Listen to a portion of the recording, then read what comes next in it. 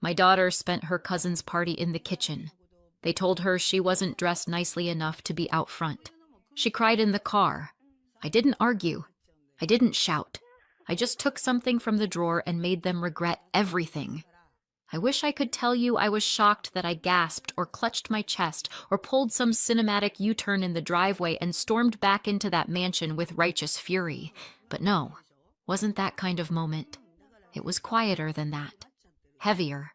Like I'd already seen it coming, like my body registered the betrayal before my brain caught up. Sophie climbed into the back seat and closed the door gently, like she didn't want to disturb anything, not even the air. She sat down, smoothed her skirt, and stared out the window like she was watching a funeral procession instead of Brandon's manicured hedges. "How was it?" I asked, already knowing. She blinked. "Fine." Then a pause. "They didn't let me stay with the other kids. There was the crack in the dam." Her voice was flat, like she'd rehearsed it, like she'd tried out different versions in her head and landed on the one that sounded the least pathetic. I didn't respond. I let the silence do the work. He swallowed. "Aunt Victoria said my dress didn't match the theme. She said maybe I'd be more comfortable in the kitchen with the caterer's theme, as if childhood birthdays now required a dress code and mood board. They gave me a cupcake," she added, like that somehow leveled the scales. "Lemon." Her voice broke on the word lemon, and that's when it happened. The shift. Her hands curled into fists around the edge of her skirt, and her eyes finally filled. "I didn't even get to give her the present," she whispered. "I just sat in the kitchen the whole time. They said it was better that way." I reached into the back seat and placed my hand on her knee. "You looked beautiful today," I said softly. She shook her head and wiped her cheek like it was a reflex. "They don't think so. No one ever teaches you what to say in moments like that. There's no guidebook for what to tell your 8-year-old daughter when your own family treats her like she doesn't belong." So I didn't say much, just squeezed her leg and started the car. We drove home in silence, the kind where every streetlight feels like an accusation. Brandon's house was always a monument to overcompensation. Marble staircase, imported tiles, a chandelier in the powder room. He called it minimalist modern, but it always gave the energy of a luxury car showroom, expensive and hollow. Sophie had been excited for the party for weeks. The invitation had arrived in the mail, printed on cardstock so thick it could have doubled as armor. There were gold foil balloons and an RSVP QR code and a line that read, "Attire dressy, neutral tones encouraged." I had to Google what that even meant for an 8-year-old. I spent 3 months saving for her outfit. Picked it out secondhand from a resale boutique with filtered lighting and overpriced hair clips. It was a soft blush dress with tiny pearl buttons. And when Sophie tried it on, she twirled and said, "Do I look rich?" and laughed like it was a game. She looked more than rich. She looked radiant, but apparently not radiant enough for Brandon's wife and whatever Pinterest board she'd pulled the party theme from. I should have known. I did know, but I wanted her to feel included, to feel like she had a place. I wanted them to see her. When I picked her up and saw her face, I knew instantly something had gone wrong. It wasn't just that she wasn't smiling. It was the way her shoulders hunched, the way her lip was pressed inward like she was trying to swallow the whole afternoon. I didn't ask questions. I didn't march inside to speak to Victoria or demand answers from Brandon. I just buckled her in, turned the ignition, and drove because I knew there was no explanation they could offer that would fix it. No apology that would wipe it away. There are certain kinds of humiliation that stick, especially when you're 8. Especially when it's delivered with a smile and a slice of lemon cake. When we got home, Sophie went straight to her room without being asked. I heard the closet open, then close, then her little feet pacing, then nothing. Just the silence of someone trying not to cry loud enough to be heard through a door. I stood in the kitchen still holding her party favor bag. Inside was a gold glitter slime tube and a scented eraser shaped like a macaron, luxury child nonsense. And then I did something I hadn't done in years. I walked to the bottom drawer of my desk, opened it, and took something out. I didn't argue. I didn't shout. I just took something from the drawer and made them regret everything. I used to think Brandon and I were just different. That was the word our parents used. Different strikes, different paths. They said it with forced smiles and shrugging eyebrows, like they were allergic to the truth. Like the truth wasn't that he was always the favorite and I was always the other one. Vister, the shadow.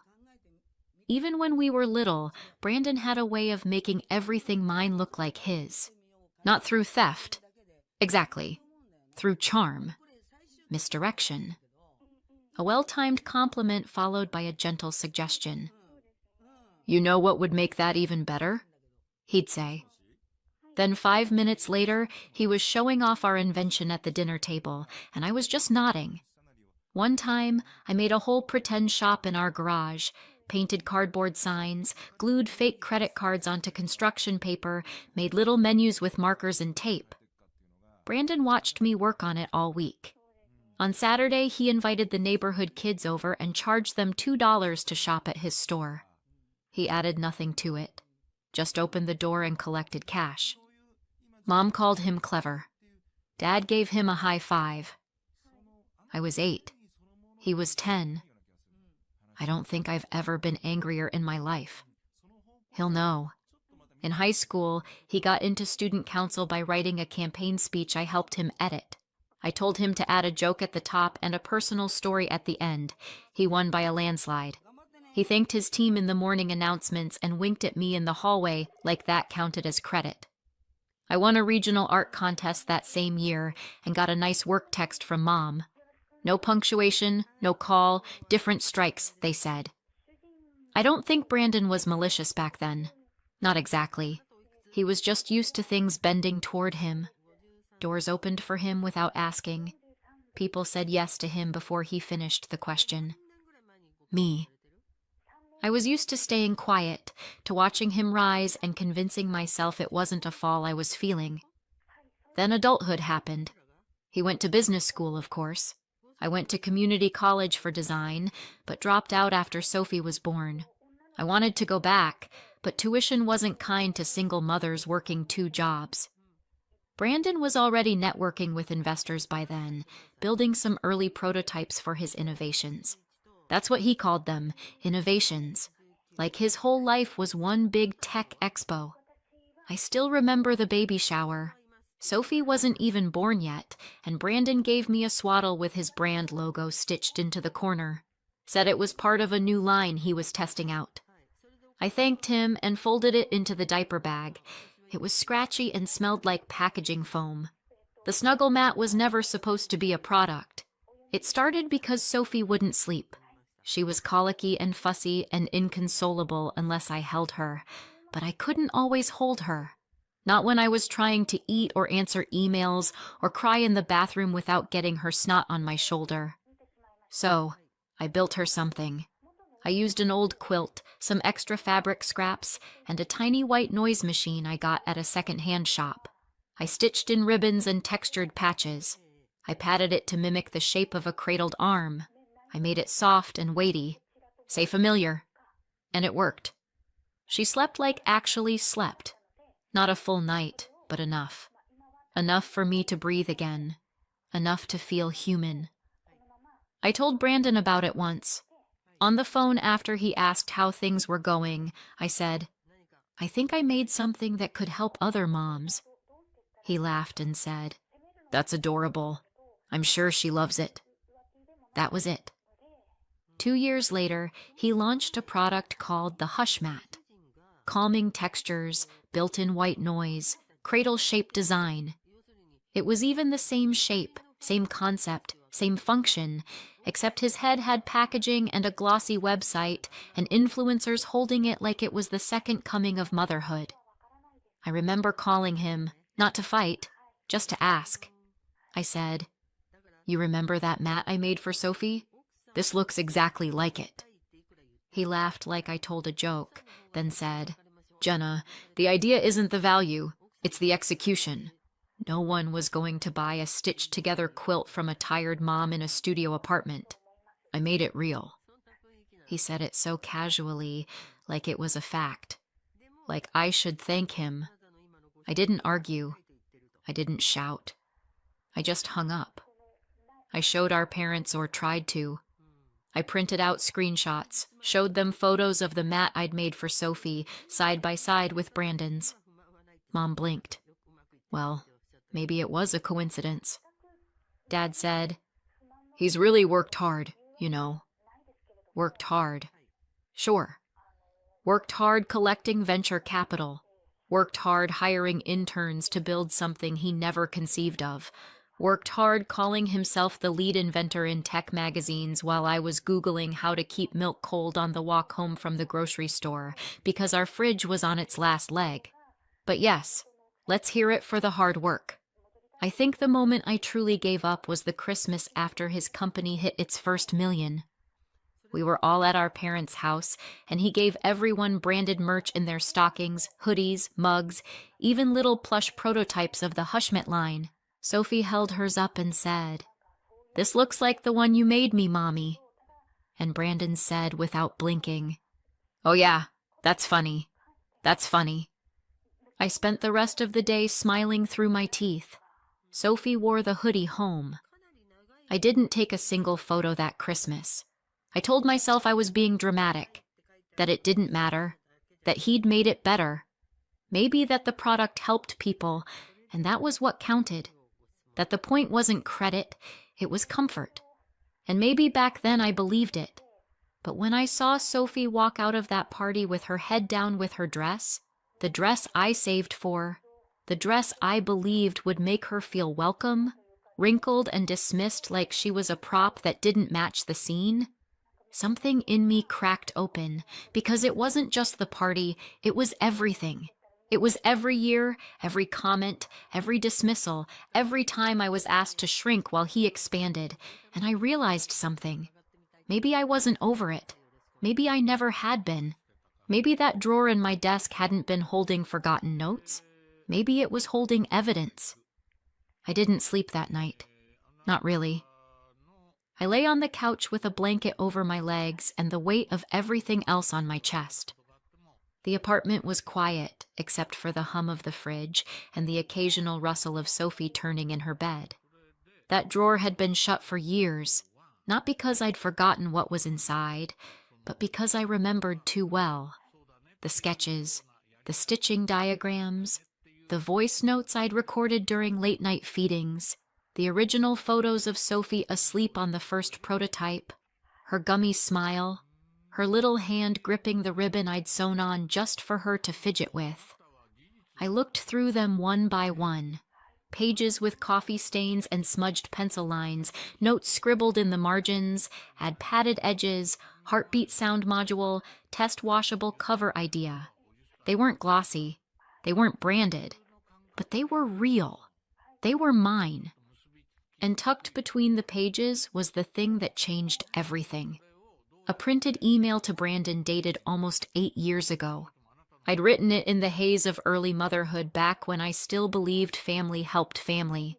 "Hey B, do you think something like this could ever be a real product? I made a version for Sophie. Actually works.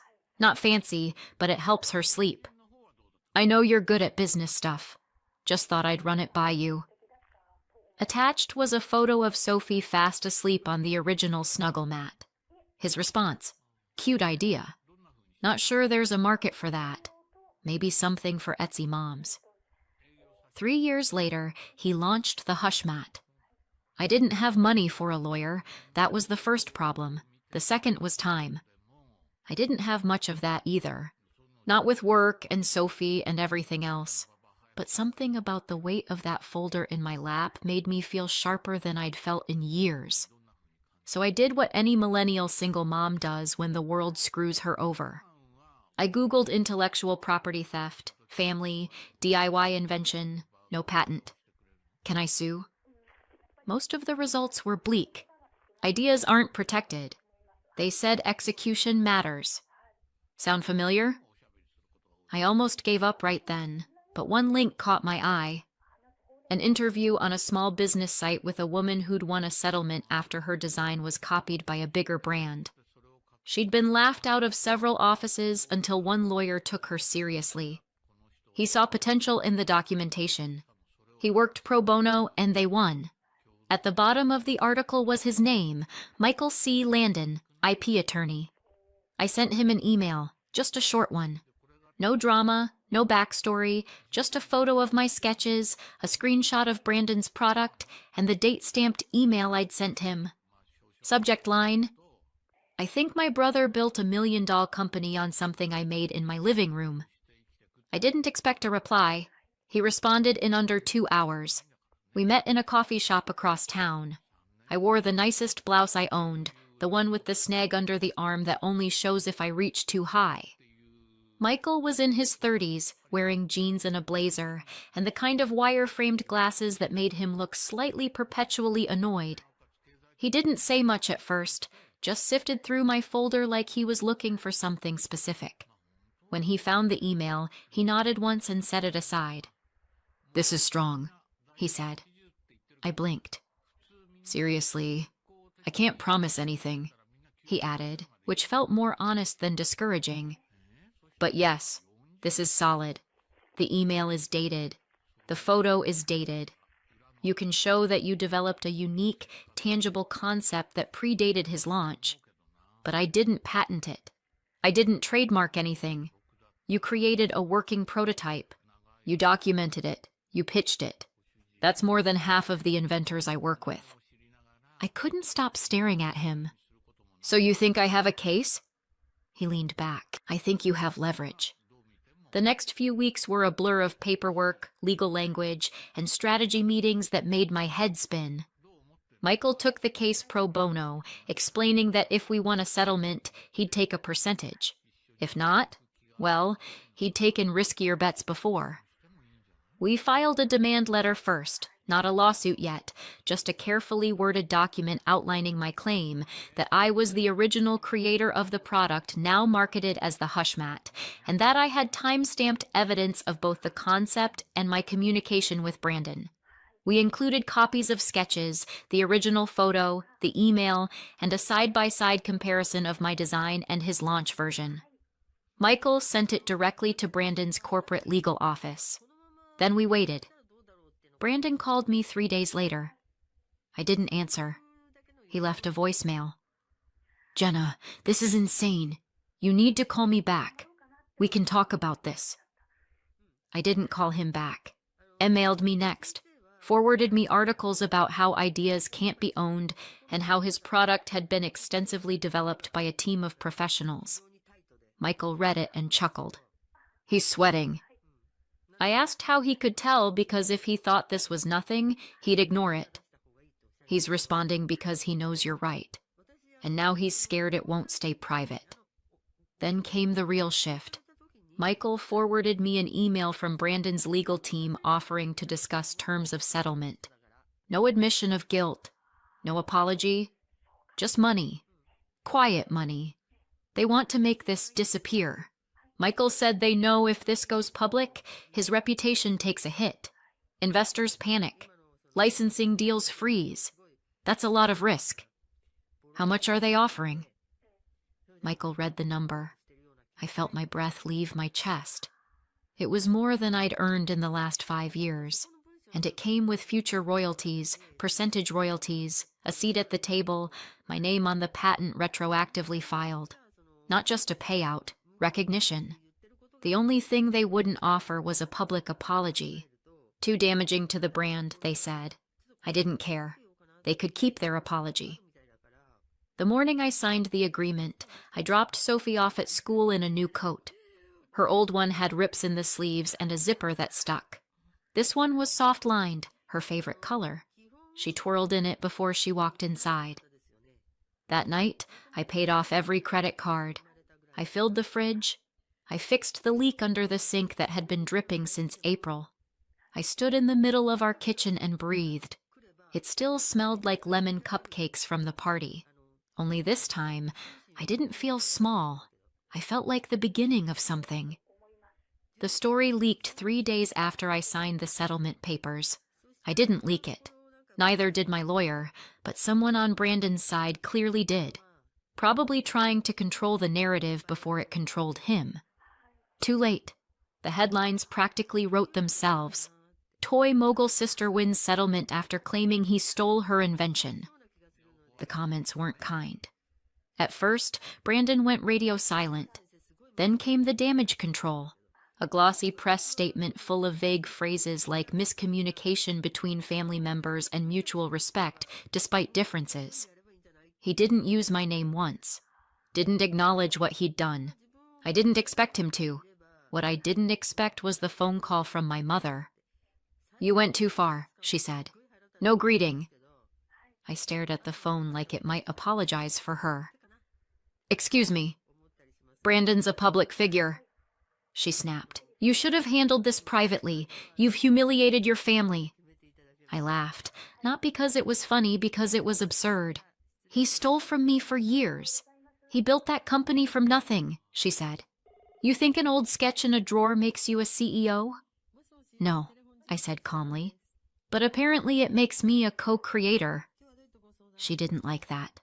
I could hear it in the pause and the sharp inhale, like she was going to say something cutting but hadn't picked which word to weaponize yet.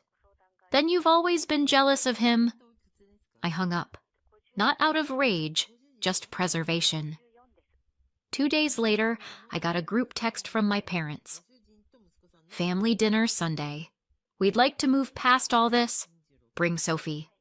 No apology, no acknowledgement, just a command disguised as an invitation. I stared at it for a long time, then replied, "Just me." Brandon opened the door wearing a quarter-zip sweater and the kind of forced smile people wear when they're trying not to look like they're unraveling. He'd lost weight. Or maybe he just stopped standing as tall. It's hard to tell when someone who's always been bulletproof suddenly realizes they're not. "Jenna," he said like we were friends meeting for coffee. "Brandon?" He stepped aside to let me in. The house was still obnoxious. Walls that looked like Pinterest boards, furniture no one ever sat in, an entryway that smelled like expensive soap and ego. But there was something brittle about it now, like it could all crack under the wrong pressure.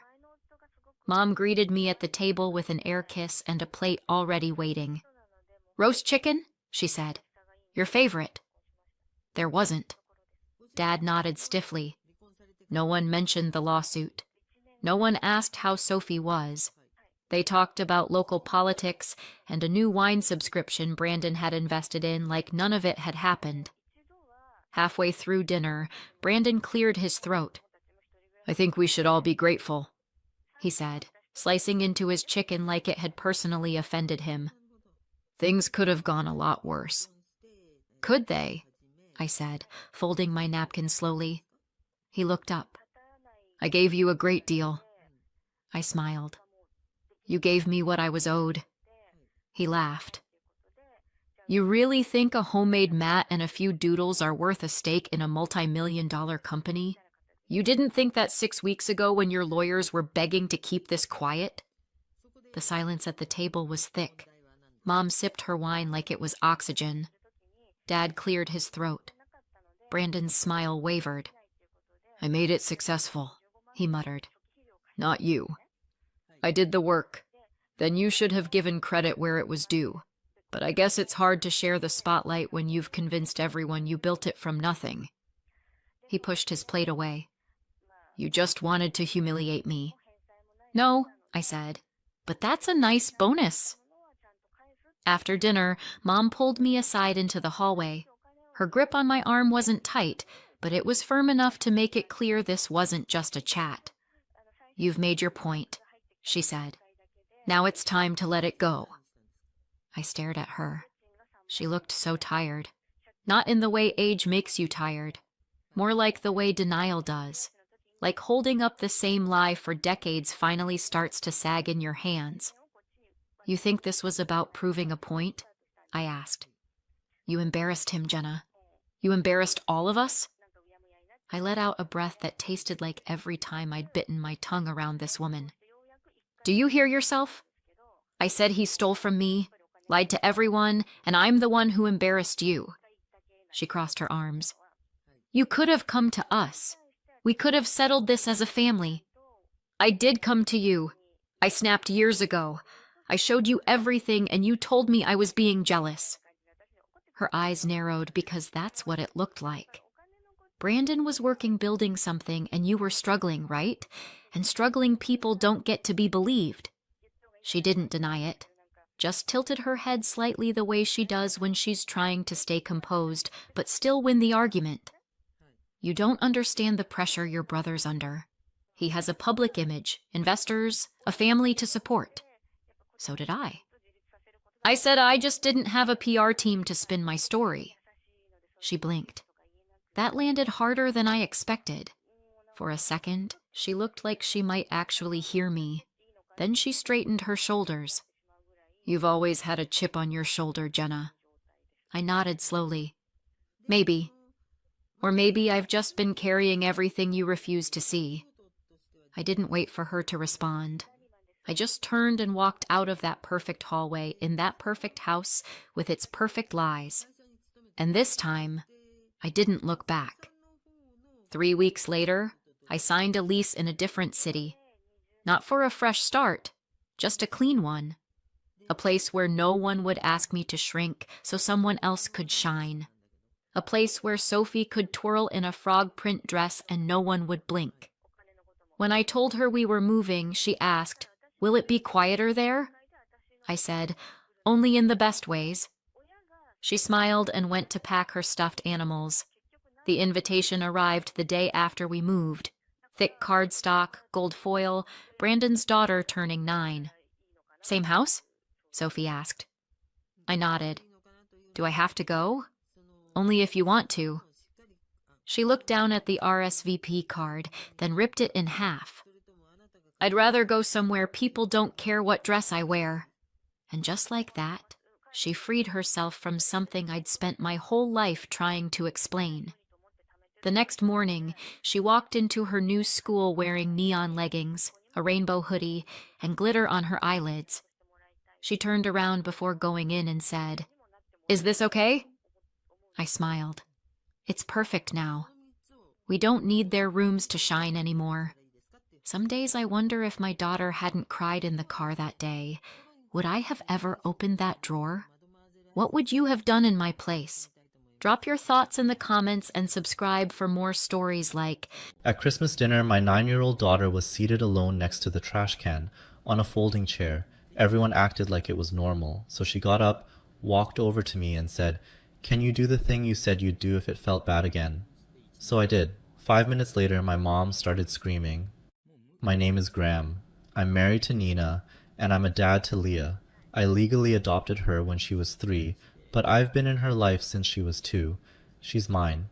Always has been. We don't use the word step in our house, not because we're pretending, because we're not. She calls me dad, and every time I hear it, I still feel it land in my chest like a little miracle.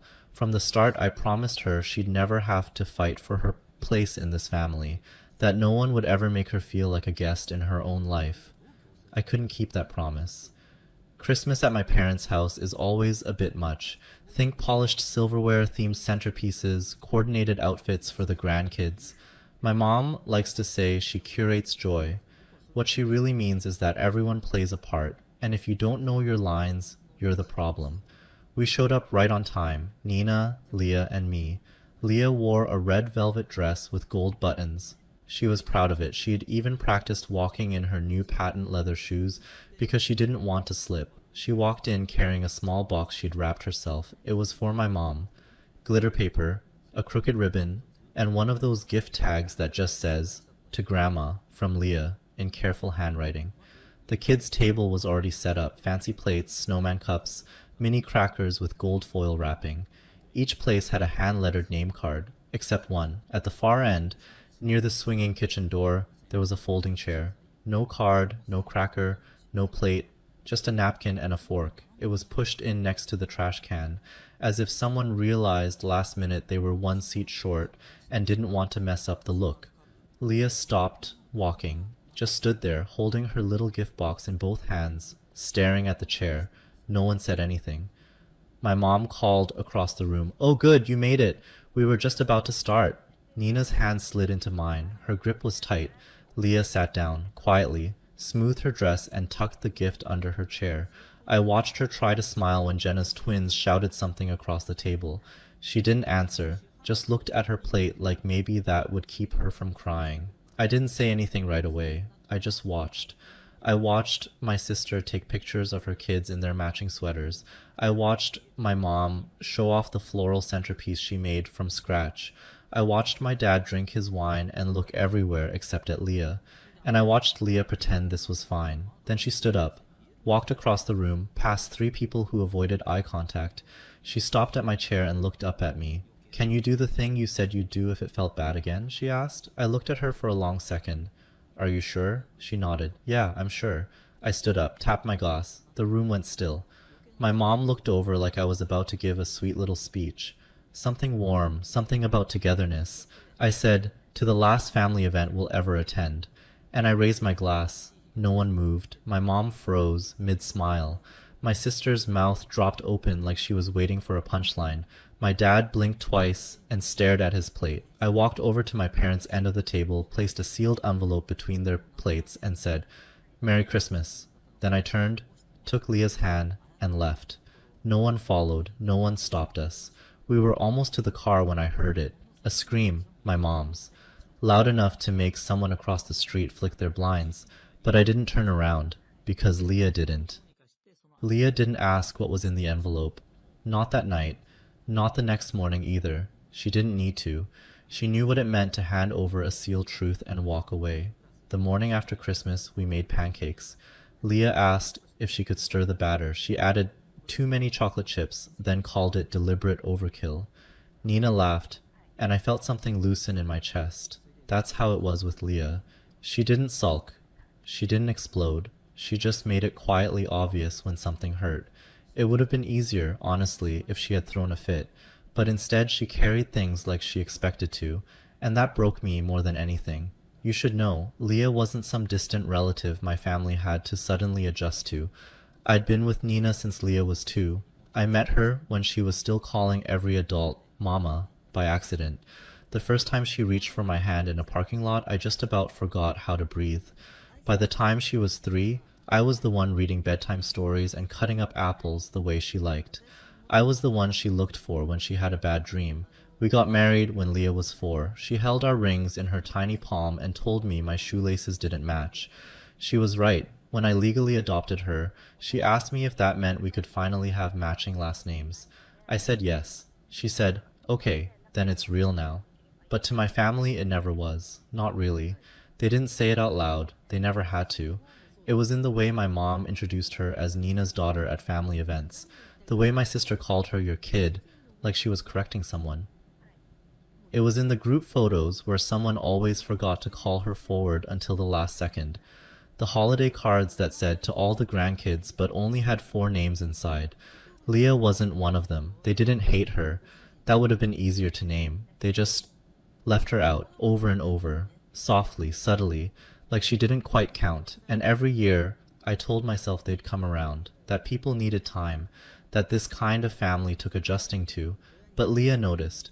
She noticed when my mom bought coordinated Christmas pajamas for the other kids, but handed her a plain red set with a broken tag.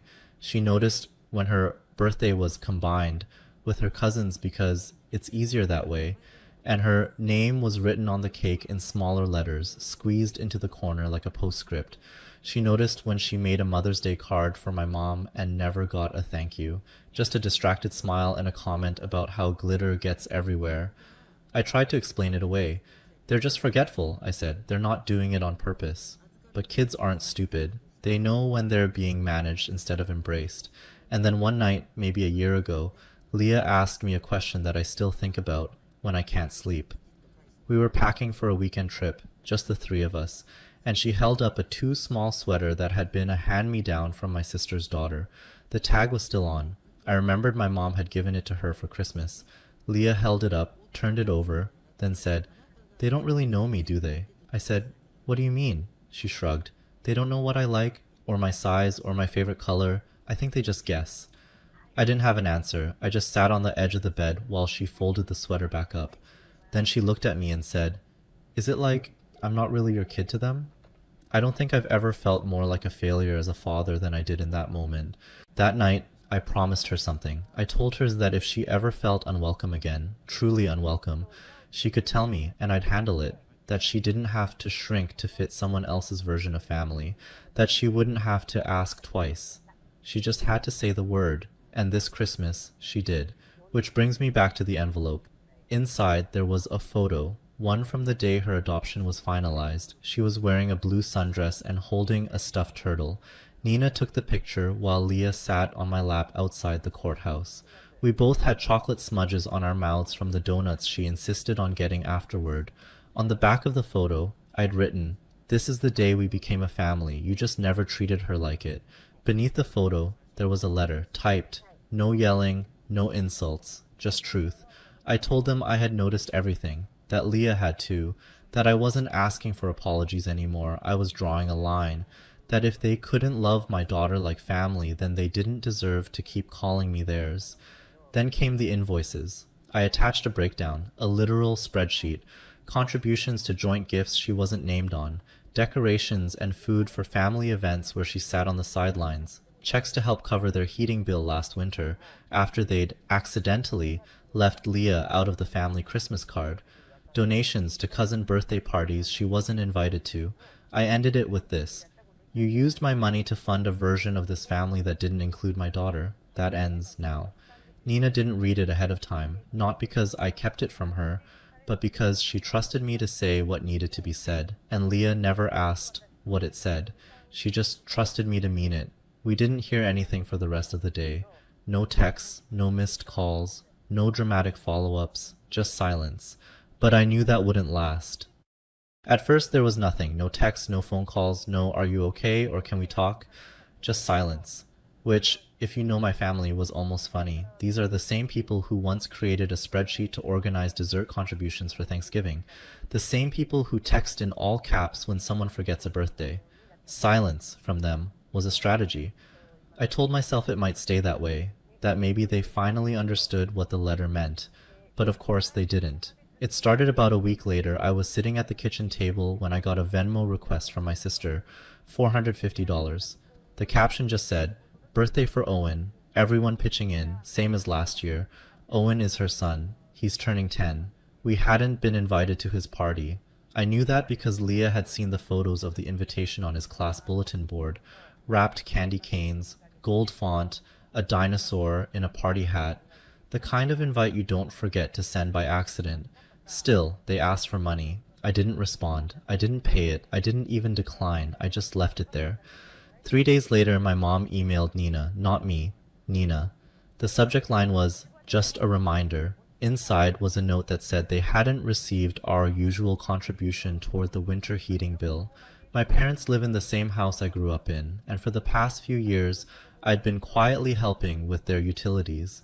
Never made a big deal about it. Just sent the money every January and October. I thought I was helping. Apparently now it was expected. Nina didn't answer. She just forwarded it to me and said, "I guess your mom's finally talking to us." I didn't reply to that either. Then came the texts, first from my sister. "Hey, just wondering if you guys are still coming to Dad's birthday. Want to get a head count for the cake."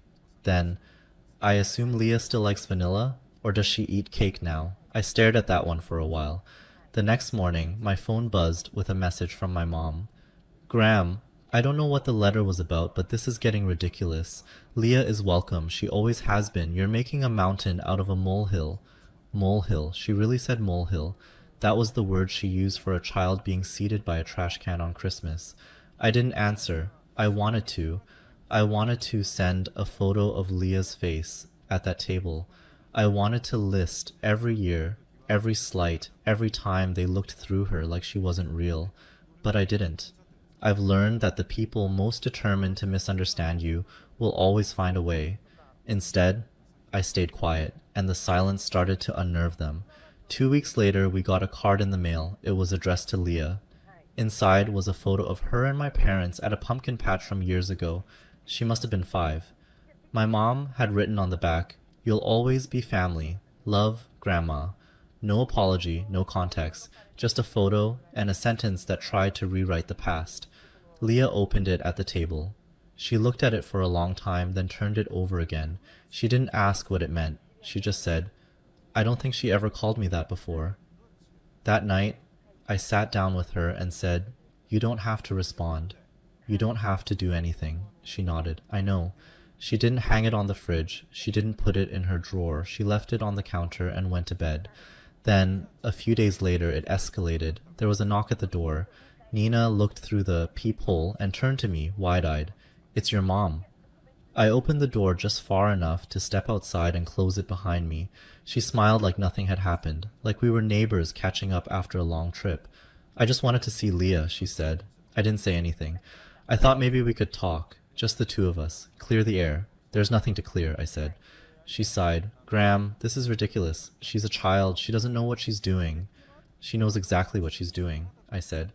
"And so do you. You're turning her against us." "No," I said. "You did that all by yourself." She tried to push past me, said something about being her grandmother, about having a right to speak to her. I stepped in front of the door. "No," I said. "You don't." Her face changed then, like something cold slipped in behind her eyes. She looked at me like I was the stranger now. "I raised you better than this," she said. "You raised me to stay quiet," I said. "That's not the same thing." Then I went inside and locked the door. Nina was standing in the hallway.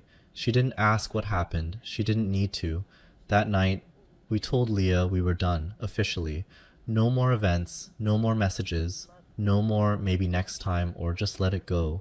She didn't argue, she just said, "Good," and that was it. But it wasn't really, because something was coming, something none of us saw coming, and it would make everything else look like the warm-up act. We thought we were done, after Christmas. After the letter, after the Venmo requests, the guilt trips, and the photo in the mail. After my mother showed up at our door, pretending nothing had happened. After Leah said good with so much clarity I could barely breathe. We thought that was the end. Then Eric showed up. Leah's biological father. I hadn't seen him in 7 years. Not since the custody hearing where he lost all parental rights, permanently and irrevocably. It wasn't even a close case. There was a restraining order at one point, then a judge's ruling, then silence. He hadn't called, hadn't written, hadn't tried to see Leah. As far as I knew, he didn't even know where Nina and I lived. That was the entire point. And then one Thursday afternoon, I opened the front door because I thought a package had arrived, and he was standing on the porch.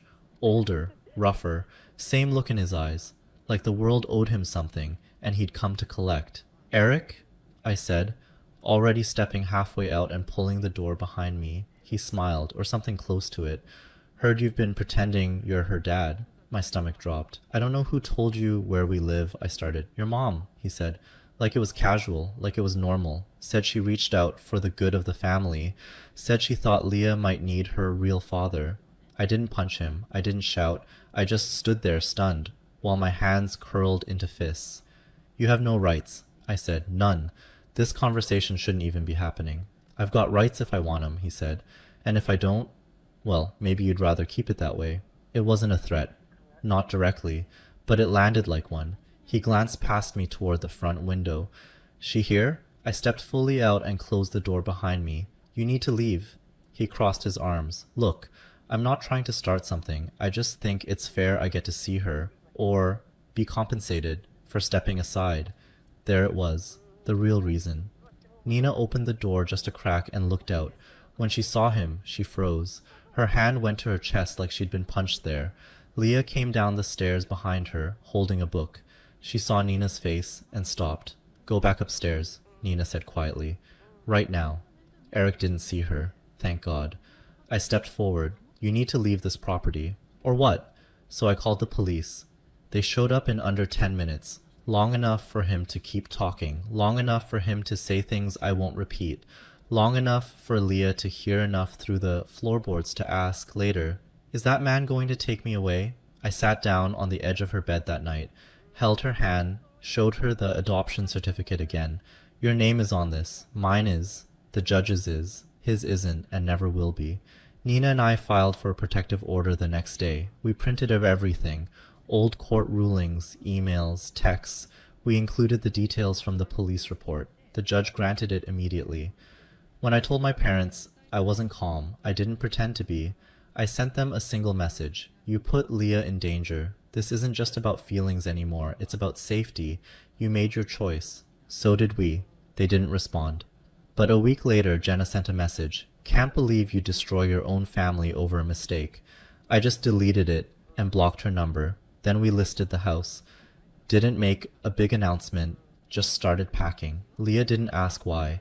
She just started folding her clothes into boxes and labeled them herself. She wrote, books I love on one, jackets I hate on another. We moved 2 months later, new city, new school, no forwarding address, no family photos packed, no holiday dishes, no guilt. We told Leah we'd make new traditions. She asked if we could make ones where everyone gets a name card. I said yes, and that was the last time we talked about any of it. Not because we forgot, because we didn't need to explain it anymore. Fast forward 1 year, Leah had to write a school essay about someone who changed your life. She wrote about me. She didn't show it to me right away, just left it on the kitchen table with a sticky note that said, "You'll probably cry." She was right. She wrote, "He's not my real dad because of paperwork. He's my real dad because he saw me when other people didn't. And he stayed."